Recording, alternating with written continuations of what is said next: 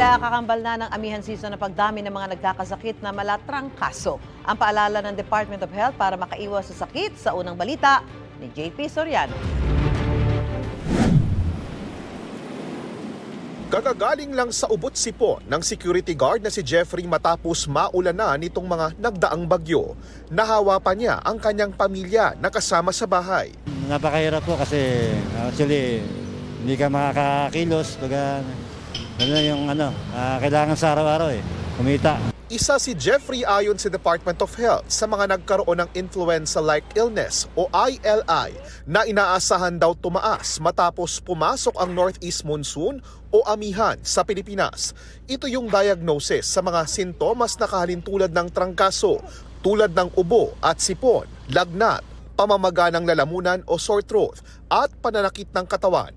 Pero pwede ring indikasyon ng ibang sakit tulad ng COVID-19 na mayroon pa rin hanggang ngayon ayon sa DOH.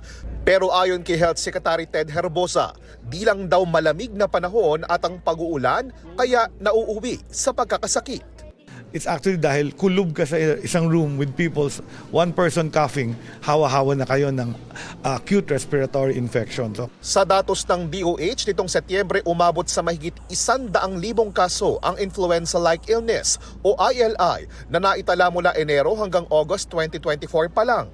Dahil pinakadelikado raw ang ILI sa mga matatanda, sila raw ang binabantayan ng DOH. Yung elderly, pag natamaan ng respiratory illness, magiging pneumonia, mauospital, pwede pang mamatay. So we take care of the high-risk people. Ganun din yung very small children. Paalala ng DOH sa publiko, alalahanin ang mga natutuhan nating pag-iingat noong COVID-19 pandemic para makaiwas sa mga nakakahawang sakit gaya ng ILI. Kapag may respiratory illness, magsuot ng face mask para hindi ka makahawa. Ugaliin din ang paghuhugas ng kamay at ang paggamit ng hand sanitizer. Ito ang unang balita, JP Soriano para sa GMA Integrated News. Gusto mo bang mauna sa mga balita? Mag-subscribe na sa GMA Integrated News sa YouTube at tumutok sa unang balita.